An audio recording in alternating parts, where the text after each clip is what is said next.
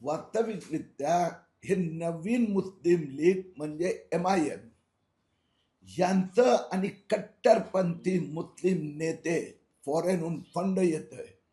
एका बाजूला बांगलादेशींचा खोटं जन्म प्रमाणपत्र द्यायचं आणि दुसऱ्या बाजूला काय भाषण करतात, हमने मालेगांव हरा कर दिया, हमने मानकुर्द हरा किया, अब हम मुंब्रा हरा करेंगे और उसके बाद मुंबई की बारी है.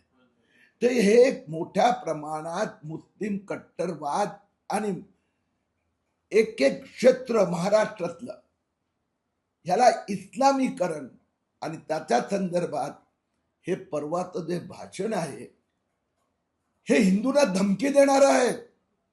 अब हम मुंब्रा में हम चुनकर आए हैं, पूरा मुंब्रा हरा करेंगे, हिंदुओं भाग जाओ. आणि त्यामुळे ह्याला कुठेतरी थांबवावं लागणार. त्यासाठी आज आम्ही मुंब्रा पोलीस स्टेशनला जाऊन जाब विचारणार. काय मागणी असणार आहे तुमची?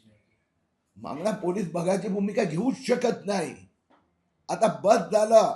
मी गेल्या वर्षभर फिरलो. सिल्लोडची ही जवत्ता, अकोला बॉर्डर मध्ये अर्धा अकोला कब्जा केला, अमरावतीमध्ये ही जवत्ता, दक्षिण मुंबई ही जवत्ता. आता चालणार नाही.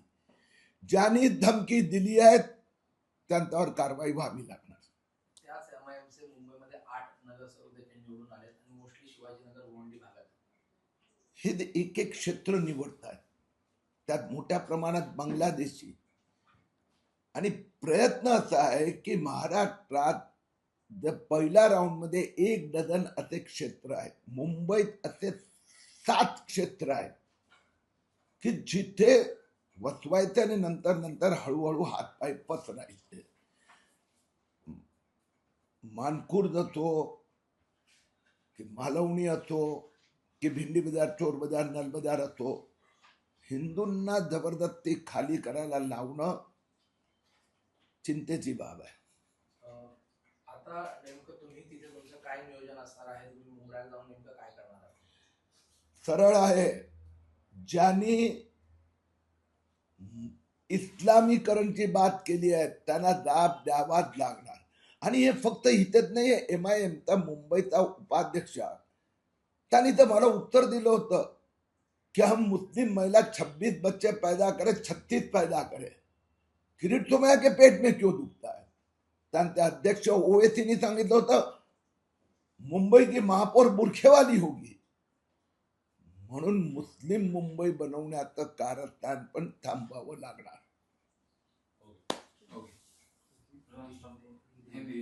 सर, आज मुंब्रा जा रहे हो आप, MIM के रईस जिस तरह से वक्तव्य किया मुंब्रा हरा करने का, उसको जवाब देने के लिए ये बहुत सोची समझी साजिश है. जिस प्रकार से विजयोत्सव में हिंदुओं को धमकियां दी जा रही है कि भैया आने वाले 5 साल में हम पूरा मुंब्रा हरा कर देंगे, इस्लामीकरण करेंगे. म्हणजे इसका अर्थ ये कि यहाँ पर अब हिंदू रह नहीं सकते. मानकुर्द में यही हुआ, मालेगांव में भी वही हुआ, वह मुंब्रा में और कल जाके मुंबई में करेंगे. और इसीलिए आज हम वहां जाकर इस संबंध में पुलिस स्टेशन में जवाब पूछने वाले हैं कि भैया आपने क्या कार्रवाई की. मुंबई में लगभग 8 MIM के अभी कॉर्पोरेटर बने हैं. क्या कहेंगे बदलती टोपोग्राफी? मैं देख रहा हूं मुंबई में ऐसी 7 जगह है जिसमें इस प्रकार के फैनेटिक इस्लामीकरण बढ़ रहा है. नागपाड़ा, अग्रीपाड़ा, नौपाड़ा, बहरामपाड़ा, चोर बाजार, नल बाजार, भेंडी बाजार, मोहम्मद अली रोड, उमरखाड़ी, उसी प्रकार से मालवनी, भारत नगर, कुर्ला, मानकुर्द, अणुशक्ति नगर, देवनार, गोवंडी, मालेगांव पूरा इस्लामीकरण हो गया, मानकुर्द हो गया. अब मुंब्रा 5 साल में करेंगे और फिर मुंबई. आज जाकर क्या करोगे आप? आज पुलिस स्टेशन में जाकर हम शिकायत देने वाले हैं कि अभी तक पुलिस ने कार्रवाई क्यों नहीं की. क्योंकि वो भाषण मैंने 10 बार वीडियो देखा.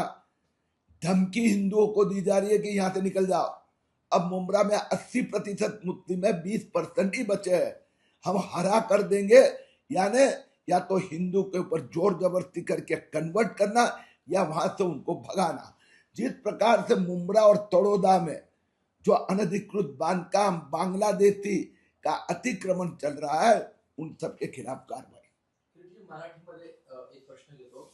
रईसा शेख जे आहेत त्यांनी थेट जितेंद्र आव्हाडांना चॅलेंज केलं होतं. जितेंद्र आव्हाडांचा गड मानला जातो मुंब्रा, आणि त्याच मतांवर जितेंद्र आव्हाड जे आहेत ते निवडून येत होते. त्यांनी थेट जितेंद्र आव्हाडांनाच हे आव्हान केलं असं नाहीये. त्यांनी जितेंद्र आव्हाडाशी जे बोलायचं ते बोला ना, राजकारणात हे होत असते, परंतु त्यांनी हम मुंब्रा हरा कर देंगे, 5 साल में हरा कर देंगे, आणि हरामध्ये इस्लामीकरण हे आम्ही आता धमक्यात चालू देणार नाही.